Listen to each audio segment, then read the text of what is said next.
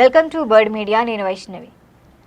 ఆంధ్రప్రదేశ్లో కూటమి ప్రభుత్వం అధికారంలోకి వచ్చిన తర్వాత నామినేటెడ్ పదవుల నుంచి వివిధ ప్రైవేట్ అసోసియేషన్ల వరకు ప్రక్షాళన ప్రక్రియ వేగవంతమైంది.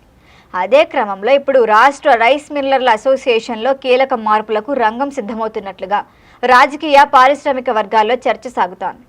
గత 5 ఏళ్లుగా అసోసియేషన్పై ప్రభావం చూపిన మాజీ ఎమ్మెల్యే ద్వారంపూడి చంద్రశేఖర్ రెడ్డిని పక్కన పెట్టి మరి ప్రభుత్వంతో సమన్వయం చేసుకోగల కొత్త నాయకత్వాన్ని తీసుకురావాలి అనే డిమాండ్లు కూడా మిల్లర్లలో పెరుగుతోంది. అయితే గత ప్రభుత్వ కాలంలో రాష్ట్ర వ్యాప్తంగా ధాన్యం సేకరణ, మిల్లింగ్, సరఫరా వ్యవస్థలపై ద్వారంపూడి ప్రభావం పడినట్లుగా చెప్పబడుతోంది. ముఖ్యంగా రైస్ మిల్లర్ల అసోసియేషన్ ద్వారా ప్రభుత్వంతో చర్చలు జరపడం, విధానాల అమల్లో ఆయన పాత్ర కీలకమని అందరూ భావించారు.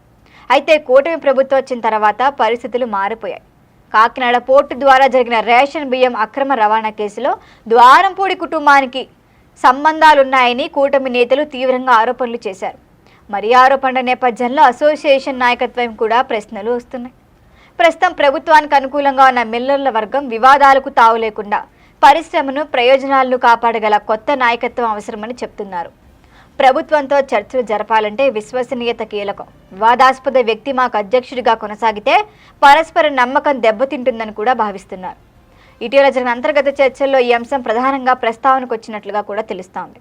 ఇప్పటికే జిల్లా స్థాయిలో మార్పుల సంకేతాలు కనిపిస్తున్నాయి. కాకినాడ జిల్లా రైస్ మిల్లర్ల అసోసియేషన్లో ద్వారంపూడి వీరభద్రారెడ్డి స్థానంలో నున్నా రామకృష్ణ అధ్యక్షుడిగా ఎన్నిక కావటం కూడా గమనార్హం.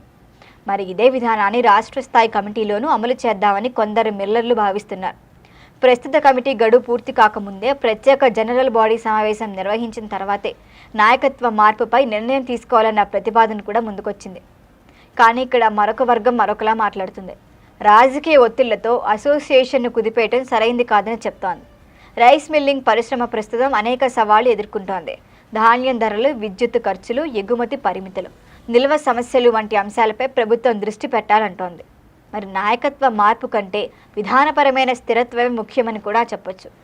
మరి రాజకీయ అభిప్రాయ ప్రకారం అసోసియేషన్లో జరుగుతున్న ఈ మార్పులు కేవలం పరిశ్రమ పరిమితి విషయాలు కావని, రాష్ట్ర రాజకీయ సమీకరణాలు ప్రతిబింబమని కూడా చెబుతున్నారు. ఇక అధికార మార్పు తర్వాత ప్రభావ వర్గాల మార్పు సాధ్యమే, కానీ అది పరిశ్రమ స్థిరత్వాన్ని దెబ్బతీయకూడదని కూడా అంటున్నారు.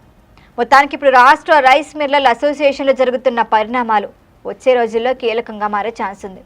అసలు నాయకత్వ మార్పు జరుగుతుందా, లేక తిరిగి ప్రస్తుత కమిటీనే కొనసాగుతుందా అని త్వరలోనే స్పష్టతకు వచ్చే అంశం. ఇక పరిశ్రమ ప్రయోజనాలు, రాజకీయ ప్రభావాలు ఇవి రెండూ కలిస్తే ఈ వ్యవహారం రాష్ట్ర వ్యాప్తంగా ఆసక్తిని పెంచుతోంది. ఏం జరుగుతుందో చూడాలి. దీనిపైన మరిన్ని అప్డేట్ల కోసం చూస్తూనే ఉండండి బర్డ్ మీడియా.